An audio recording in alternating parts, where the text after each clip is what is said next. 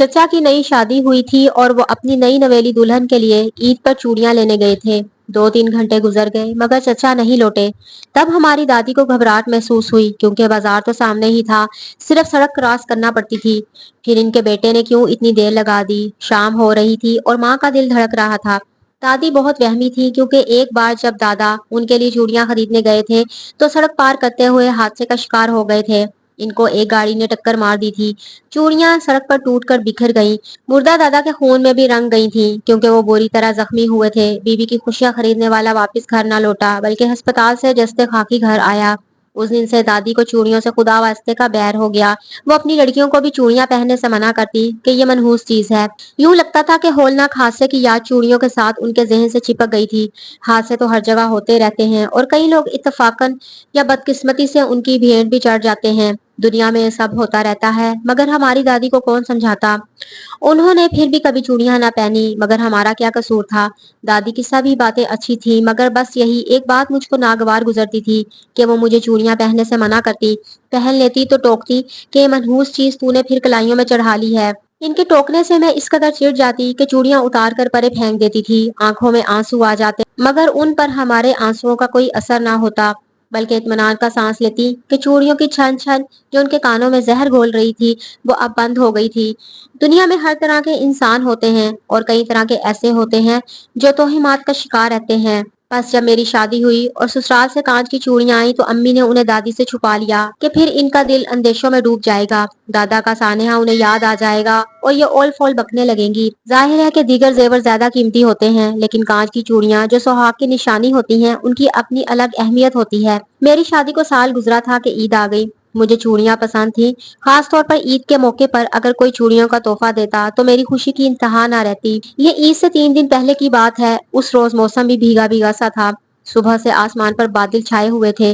कभी हल्का हल्का सा छींटा पड़ता और बंद हो जाता। दोपहर से यूं ही हो रहा था। सड़कें गीली हो चुकी थी और कहीं कहीं थोड़ा थोड़ा पानी भी जमा हो गया था। ठंडी ठंडी हवाएं चल रही थी और बादलों को अपने दोष पर लिए इधर उधर उठाए फिर रही थी। दुनिया तफक्कुरात में घिरे और माशी बंधनों में जकड़े हुए लोग भी कुदरत के इस रंगीनो दिल फरेब मौसम से लुत्फानंदोज हो रहे थे। लेकिन मेरे लिए ये मौसम की दिल फरेबी बेमानी थी। मुझे इसमें कोई दिलचस्पी महसूस नहीं हो रही थी। मुझे उस वक्त ना तो ये बरखा की काली काली घटाएं भली मालूम हो रही थी और ना ही उन ठंडी ठंडी हवाओं का कोई असर हो रहा था।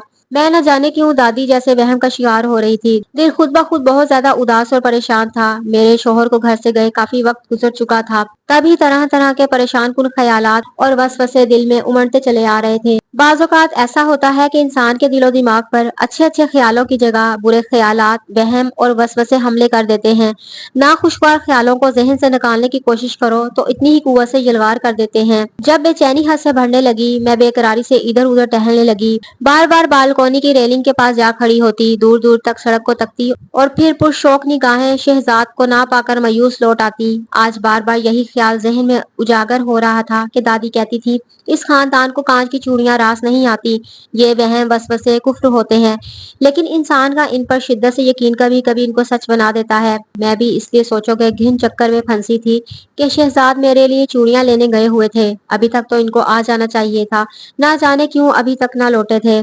मुझे याद है जब अम्मी ने मुझ सजी हुई दुल्हन के लिए चूड़ियों का बंडल मेरी सहेलियों के हाथों में दिया था तो दादी ने देख लिया। वो बोली ये बंडल मुझे दे दो, मैं अपनी पोती की कलाइयों में ना डालने दूंगी। मगर ये तो सुहाग की चूड़ियां हैं दादी अम्मा, आप हमको पहनाने से ना रोकिए, सहेलियों ने यकजुबान होकर कहा तो दादी रोने लगी। उस वक्त मुझे भी उन चूड़ियों से नफरत महसूस होने लग गई कि जिनकी वजह से मेरी प्यार करने वाली दादी की आंखों में आंसू आ गए थे। मैं दादी की खातिर इनको नहीं पहन रही थी क्योंकि ये अब मुझे अपनी कलाई में डसने वाली नागनों जैसी लग रही थी। गोया दादी ने मेरे दिल में भी वहम बैठा दिया। तभी सहेलियों ने समझाया अरे पगली, ये तो रवाज है, ऐसा बरसों से होता आया है और आगे भी यूं ही होता रहेगा। किसी की शादी हो और सुर्ख गुलाबों की तरह दमकती हुई चूड़ियां ना हो, ये कैसे हो सकता है।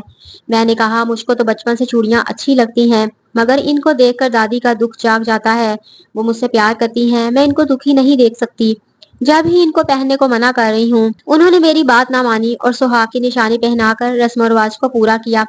सुर्ख सुर्ख अंगारों की तरह दहकती चूड़ियां मेरी नरमो नाजुक कलाइयों में सजा दी गई और दादी दूर खड़ी बेबस पंछी की तरह अपने ख्यालों में बुरे शुगन को उदास नजरों से देखती रही। जब शहजाद ने मेरा घूंघट उठाया तो उससे पहले उनकी नजर मेरी कलाइयों पर गई।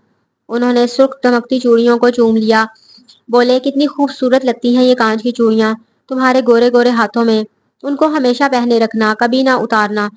اپنے دلہا کے منہ سے پہلی تعریف سن کر میں پھولی نہ سمائی اور خود مجھے اپنی چوڑیوں بھری کلائی پر پیار آ گیا۔ میں دادی کے توہمات کو یکسر بھلا بیٹھی، جیسے ان کے یہ وہم میرے لاشعور کی پرتوں تلے دب کر مر گئے ہوں۔ اب میں اپنی خوشیوں کی پیاری سی دنیا میں مگن تھی۔ مجھے شہزاد کے پیار کے سوا کسی چیز کی ضرورت نہ تھی۔ میں ایک چھوٹے سے خوبصورت گھر کی مالک تھی جس میں میرے لیے زندگی کی آسائشوں اور آرام کی ہر چیز مہیا تھی۔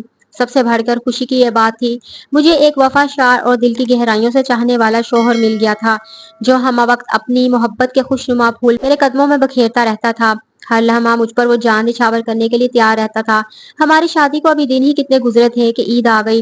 شہزاد نے کہا، عید پر کیا تحفہ لاؤں تمہارے لیے؟ سبھی تو کچھ ہے میرے پاس، پھر بھی یہ ہماری پہلی عید ہے، تحفہ تو میں لاؤں گا۔ جو آپ کو پسند ہو وہی لے آئیں۔ مجھے تو تمہاری کلائی میں کانچ کی سرخ چوڑیاں بہت بھلی لگتی ہیں۔ یہ سن کر جانے کیوں مدت بعد میرے دل کی دھڑکن تیز ہو گئی۔ میں بولی، چوڑیاں ہی کیوں، اور کچھ لے آئیں، چوڑیاں تو میرے پاس بہت ہیں۔ وہ بولے، مگر سرخ رنگ کی نئی چوڑیاں تمہارے پاس نہیں ہیں، وہی جو تم نے سہاگ رات کو پہنی ہوئی تھی۔ تبھی میں حیران ہو کر ان کی طرف دیکھنے لگی، یہ اچانک ان کو کانچ کی سرخ چوڑیاں کیوں یاد آ گئی؟ سہاگ کی نشانی جس سے دادی کو خوف آتا تھا، مدت بعد پہلی بار مجھے بھی خوف آیا اور اپنا وہم سمجھ کر میں نے خوف پر قابو پا لیا۔ یا اللہ میرے سہاگ کو سلامت رکھنا، ان کو کچھ ہونے سے پہلے مجھے کچھ ہو جائے۔ میں نے دل ہی دل میں دعا مانگی۔ مجھے تو آپ کے لائے سارے ہی تحفے قیمتی لگتے ہیں۔ شہزاد میری بات سن کر مسکرائے اور یہ کہتے ہوئے دروازے سے باہر نکل گئے کہ میں ابھی آیا، اس بار تو اپنی پسند کا ہی تحفہ لاؤں گا تمہارے لیے۔ میں کہنا چاہتی تھی کہ یہ چوڑیاں نہ لائیں، مگر وہ تو کچھ سنے بغیر ہی چلے گئے اور میں الماری میں سے سرخ چوڑیوں کا ڈبہ نکال کر دیکھنے لگی۔ بالکل صحیح سلامت ہیں یہ، انہی کو پہن لیتی ہوں، آج انہیں سرپرائز دوں گی۔ تبھی میں نے ساری چوڑیاں پہن لی اور سونے کے کڑے جو پہلے سے پہنے ہوئے تھے اتار کر رکھ دیے۔ ان کی چمک دھمک میں ذرا بھی فرق نہیں پڑا تھا۔ بچپن میں جب ابو سے چوڑیاں لانے کی ضد کرتی تو وہ اسی وقت بازار جا کر چوڑیاں لے کر واپس صحیح سلامت آ جاتے تھے، مگر اف اللہ، دادی کو کتنا وہم تھا۔ میرے دل کو اس سوچ سے طاقت ملی اور میں مسکرا دی۔ کتنا پیار ہے شہزاد کو مجھ سے، بالکل میرے ابو کی طرح ہی میرا خیال کرتے ہیں۔ تب سے بالکونی میں کھڑی سڑک پر آتے جاتے ٹریفک کو دیکھ رہی تھی۔ کچھ لوگ پیدل جا رہے تھے، قریب سے گزرتی کاریں ان کے کپڑوں پر چھینٹے اڑاتی گزر رہی تھیں۔ مجھے یہ نظارہ بے معنی سا لگ رہا تھا، موسم کا سہانا پن بھی نہ لبھا رہا تھا۔ انتظار تھا تو بس شہزاد کے آ جانے کا۔ میں نے ان کی پسند کا کھانا بنایا ہوا تھا اور وہ کھانا کھائے بغیر نکل گئے تھے کہ واپس آ کر کھا لوں گا۔ ان کو گئے 3 گھنٹے گزرے تھے، مجھے ایک ایک پل بھاری پڑ رہا تھا۔ میں کھڑکی میں جا کھڑی ہو گئی اور اس کی سلاخوں سے سر ٹکا لیا۔ تبھی سڑک پر تیز سے آتی گاڑی کو اچانک بریک لگی اور اس کے پہیوں سے چیخیں نکل گئی، شاید کوئی راہگیر نیچے آ گیا ہے۔ بدن نے جھجری لی اور میں نے دل پر ہاتھ رکھ لیا۔ اے میرے اللہ، میرا شہزاد تیری امان میں ہے، اس کو اپنی عافیت کے سائے میں رکھنا۔ میں دل ہی دل میں دعائیں مانگنے لگی، جی بیٹھنے لگا اور آنکھوں سے آنسو بہہ نکلے۔ گاڑی کے ارد گرد لوگ اکٹھے ہو گئے تھے، ایک ہجوم دیکھ رہا تھا، یقیناً سڑک پر کوئی حادثہ ہوا تھا۔ ایک برے خیال نے میرا کلیجہ جکڑ لیا، اشک موتیوں کی صورت گرتے اور میری آستین کو تر کرتے رہے۔ مجھے پتہ ہی نہ چلا میں کب تک روتی رہی تھی۔ تبھی موٹر سائیکل کی مخصوص آواز سن کر چونک پڑی، میرا شہزاد آ گیا تھا۔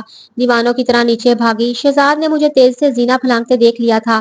وہ ہاتھ ہلاتے جلدی سیڑھیاں چڑھنے کو میری طرف لپکے، مگر بارش میں تر سیڑھیوں پر میں خود کو سنبھال نہ سکی، پیر پھسلا اور میں لڑکھڑاتی ہی اوپر سے نیچے رول ہوئی اور صحن کے فرش پر جا گری۔ تبھی شہزاد مجھ تک آن پہنچے۔ میں چوٹ لگنے سے حواس کھو چکی تھی اور میری کلائی میں پڑی شادی کی چوڑیوں کا پورا دستہ ٹوٹ کر چورا چورا ہو چکا تھا۔ اس کے بعد مجھے نہیں پتا کب کیسے وہ مجھے اٹھا کر ہسپتال لے گئے۔ میں بے ہوش ہو چکی تھی۔ میری کلائی اور بازو کے گوشت میں پیوست ہونے والے کانچ کے چھوٹے چھوٹے ٹکڑے نکالے گئے، مرہم پٹی ہوئی، 2 دن ہسپتال میں رہی۔ جب ہوش آیا، شہزاد اپنی روح کو سامنے زندہ سلامت پایا۔